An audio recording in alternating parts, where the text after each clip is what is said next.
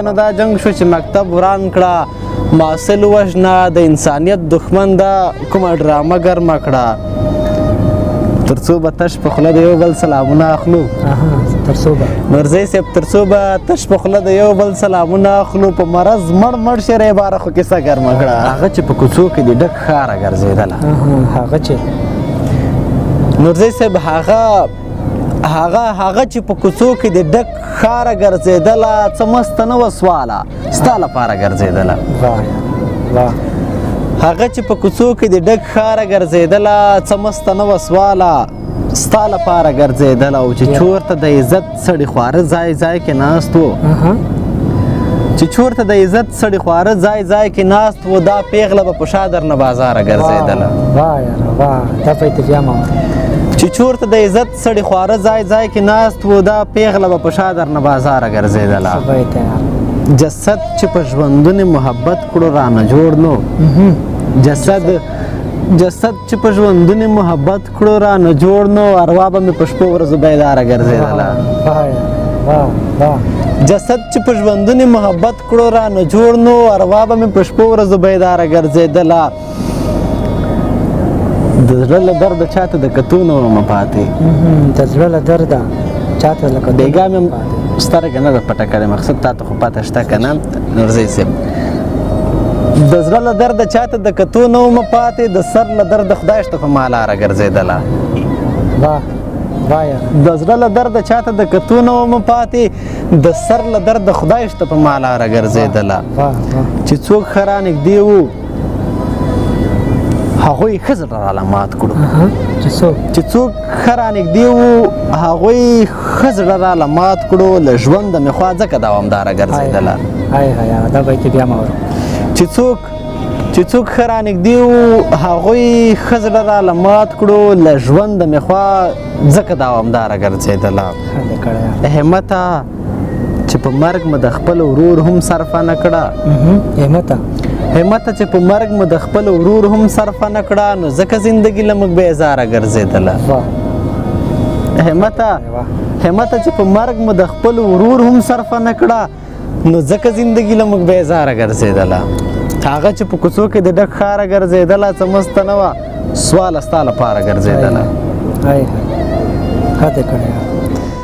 سلامونه قدرمنو دا د ځنډ وروسته راسره د خوست د سیمې پیاوړی شاعر او لیکوال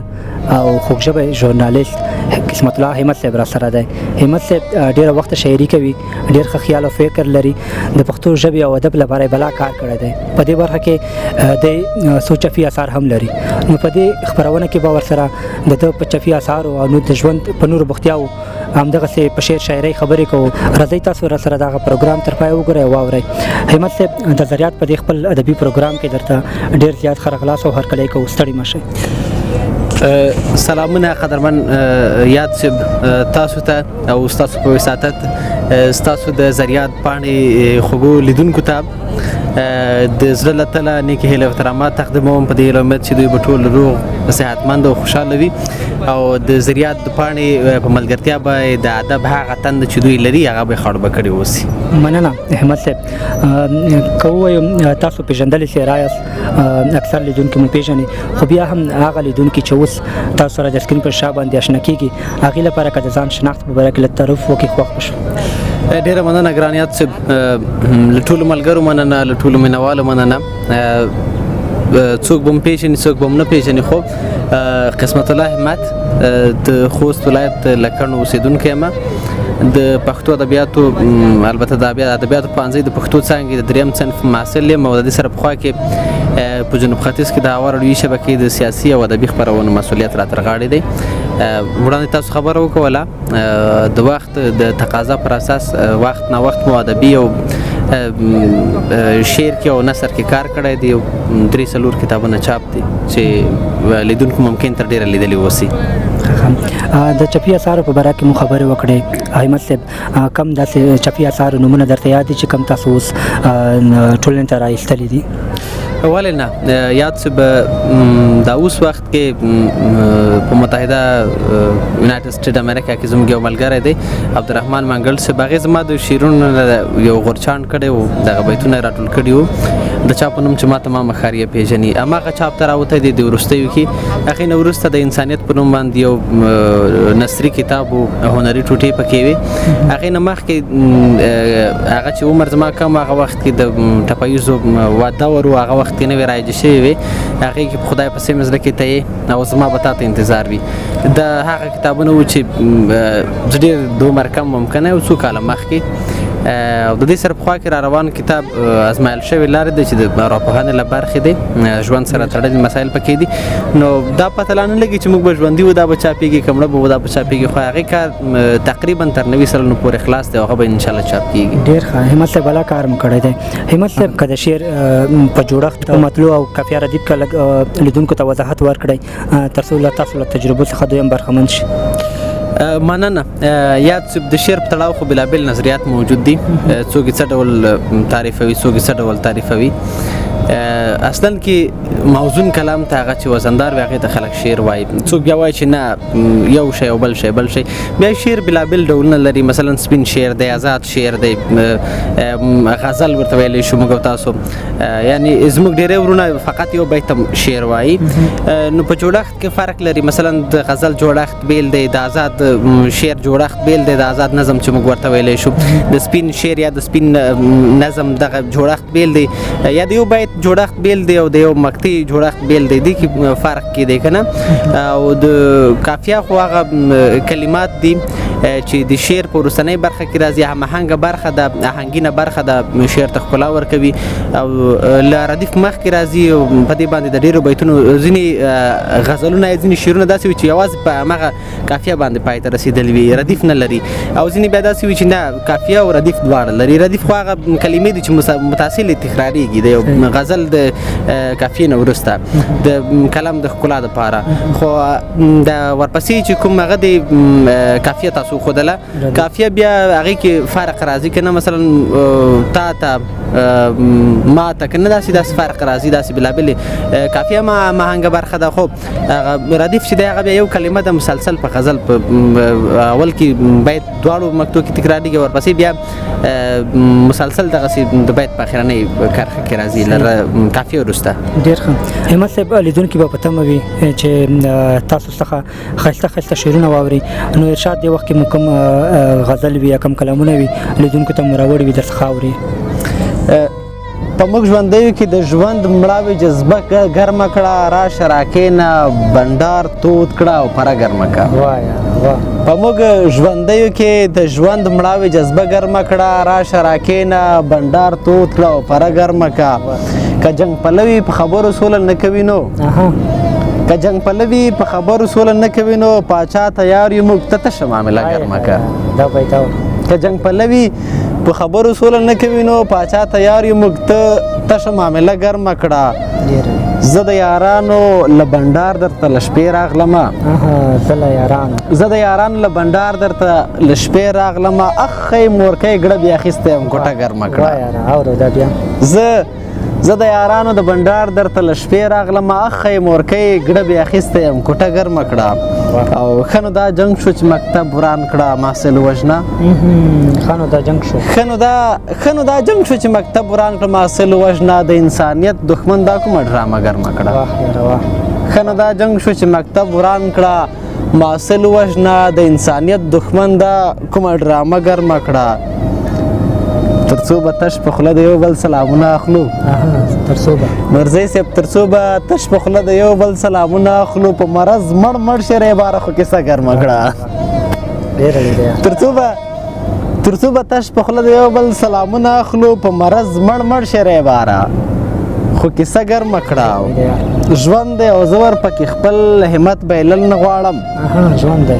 ژوند دی او زه ورپکې خپل همت بایلل نه غواړم. باد راتاو شه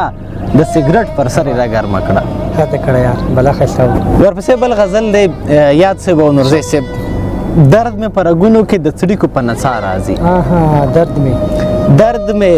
درد مې په رګونو کې د څړیکو په نڅا راځي مړې د ارمان ته مې ډېر خلک په خندا راځي زین صاحب وایي چې درد مې په رګونو کې د څړیکو په نڅا راځي مړې د ارمان ته مې ډېر خلک په خندا راځي زه لکه لار ورکی مسافر چې په ځنګل ورشي زه لکه لار ورکی مسافر چې په ځنګل ورشي وخت مې په هر دم مخته په شان د اژدها راځي زه لکه لار ورکی مسافر چې په ځنګل ورشي وخت مې په هر دم مخته په شان د اژدها راځي نوم دې چې څوک واخلي ځان کې دومره بدلون حس کړم چې نوم دې چې څوک واخلي ځان کې دومره بدلون حس کړم چې اوښکې مې تر سترګو لکه ډمې په ګډا راځي نوم دې چې څوک واخلي ځان کې دومره بدلون حس کړم چې اوښکې مې تر سترګو لکه ډمې په ګډا راځي او زه به پرې ځان ټول عمر مزدور د جابرانو کړم زه به پرې ځان ټول عمر مزدور د جابرانو کړم ستا د ملاقات د وخت تکرار که ژوند کې بیا راځي زه به پرې ځان ټول عمر مزدور د جابرانو کړم ستا د ملاقات د وخت تکرار که ژوند کې بیا راځي او ما په ژوندون دومره لوبې وکړلې چې اوس که نو ما په ژوندون دومره لوبې وکړلې چې اوس که نو مرګ که زما خواته هم راځي نو وارخطا راځي ما په ژوندون دومره لوبې وکړلې چې اوس که نو مرګ که زما خواته هم راځي نو وارخطا راځي ستا بې پروایي همت ته دغه ګټه وکړه چې ستا بې پروایي همت ته دغه ګټه وکړه چې ستا د بې غورۍ پیغور پرې شکر له هوا راځي ستا بې پروایي همت ته دغه ګټه وکړه چې ستا د بې غورۍ پیغور پرې شکر له هوا راځي تاو شم راتاو شمه د خپل وجود له شوره البته تاو شم راتاو شمه د خپل وجود له شره ګونګ شم چې جلجال ونه شي که نه یاره تاو شم راتاو شمه د خپل وجود له شره ګونګ شم خولې ته چې نوم دې راشي یې د ځمکې لمره ګونګ شم نورزی صاحب تاو شم راتاو شمه د خپل وجود له شره ګونګ شم خولې ته چې نوم دې راشي یې د ځمکې لمره ګونګ شم زه په بهر کې د خبرې د ځواب سړی یم زه په بهر کې د خبرې او ځواب سړی یم خو کړی دې نشم په اړه یو خبره ګونګ شم زه په بهر کې د خبرې او ځواب سړی یم خو کړی دې نشم په اړه یو خبره ګونګ شم یاد صاحب دغه مور ته دغه یو بیت ما لیکلی و راومخی دغه غزل کې مخامخ چې زما موډ هم نن همدغسې دی زه په بې موډه وخت کې بل رقم ته ډېر غږېږم خو چې ښه نه وم وي سایه مې مروره ګونګ شم زه په بې موډه وخت کې بل رقم ته ډېر غږېږم خو چې ښه نه وم وي سایه مې مروره ګونګ شم تر خپله وسه نه د ځان نه د سیال سپکه منم رقیب انسان خدای که نه رقیب دی خو انسان خدای سیال خدای که نه زه تر خپل وسه نه د ځان نه د سیال سپکه منم خو چې اوبه راخړې شوې وي له بره ګونګ شم زه تر خپل وسه نه د ځان نه د سیال سپکه منم خو چې اوبه راخړې شوې وي له بره ګونګ شم بیا خو باید سړی چې ګونګ شي او زه په ناست ستوني هم د امن چغې وهم زه په ناست ستوني هم د امن چغې وهم خو چې سر ټیټ کړم وي په تن مې د جنګ زغره ګونګ شم زه په ناست ستوني هم د امن چغې وهم خو چې سر ټیټ کړم وي په تن مې د جنګ زغره ګونګ شم چې خاموشي کمال دی ځکه نو همت یاره چې خاموشي کمال دی ځکه نو همت یاره وخت نا وخت کار واخله مزله دی هنره ګونګ شم چې خاموشي کمال دی ځکه نو همت یاره وخت نا وخت کار واخله مزله دی هنره ګونګ شم احمد صاحب بلا ښایسته کلمونه مو راسره شریک کړه انشاءالله چې لیدونکي به پوره خوند ورڅخه اخیستی وي دې وروستیو کې هغه مسافر ملګري چې دې وخت کې مونږ د سکرین په شا باندې ګوري هغې لپاره که د مسافرۍ په باره کې کوم غزل وي یا کوم داسې بل غزل وي تاسو ورته ډالۍ کوئ تر څو دوی هم خوښ شي ارشاد درڅخه اوري. خو ما یو غزل مسافر ته لیکلی و چې سفر دی او زموږ بېوسي د وطن سوځي دا څه په درناله ته زندګي ده وطن سوځي. هغه غزل به ورته بیا به م ورته وایو. مسافر ته یو ورځ به سپیشل درته راځم ستا له پیج به یوازې مسافرو ته شعرونه وایم. نو مسافرونه دې ما نه نه بخي خو همدغه یو بیت د دې مکمل غزل او نور غزلونه چې سفر دی او زموږ بېوسي ده وطن سوځي دا څه په درناله ته زندګي ده وطن سوځي. او د مسافرو کډې راغلې زما د یار کډه وروستی د را بشینه د غره په سر لمټین بلیږي ګمان مې کېږي مسافر دی اوس به ځینه. مسافر مه وژنې خاونده د کور مېرمنې انتظار ورته کوي. نه مسافري شلېدلی کټ دی ما ته شلېدلی کټ کې نه راځي خوبونه په سفر تلې در جګه نه شوم خدای دې ما شله کړي په غبرګه زنګانونه. په سفر تلې در جګه نه شوم خدای دې ما شله کړي په غبرګه زنګانونه.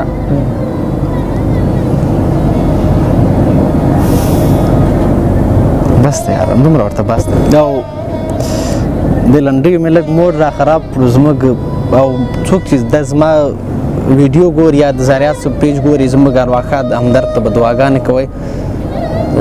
ډېرې دعاګانې به ورته کوئ.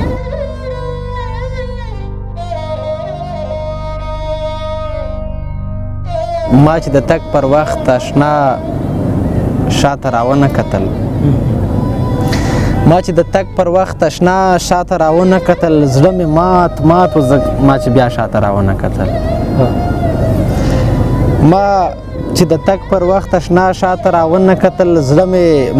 مات و ما چې بیا شاته راونه کتل. او زما پر مخې بېوسي حس کړه چې پاتې نه شوه زما پر مخې بېوسي حس کړه چې پاتې نه شوه ګیله مې کړله خو هوا شاته راونه کتل. زما پر مخې بېوسي حس کړه چې پاتې نه شوه ګیله مې کړله خو هوا شاته راونه کتل. په خولا کولې مې چې تلې خدا قسم ومنه په خولا کولې مې زریات په خولا کولې مې چې تلې خدا قسم ومنه زه غرې ونیولی وم او تا شاته راونه کتل. په خولا کولې مې چې تلې خدا قسم ومنه زه غرې ونیولی وم او تا شاته راونه کتل. ما هر سړي ته ځان ورکړی که چا خپل نه شوم کړی ما هر سړي ته ځان ورکړی که چا خپل نه شوم کړی چې بیا مې ګرم نه کړی که ما شاته راونه کتل. ما هر سړي ته ځان ورکړی که چا خپل نه شوم کړی چې بیا مې ګرم نه کړی که ما شاته راونه کتل. او دا یو بیت دی چې نړۍ بې ننګه نه ده نړۍ بې ننګه نه ده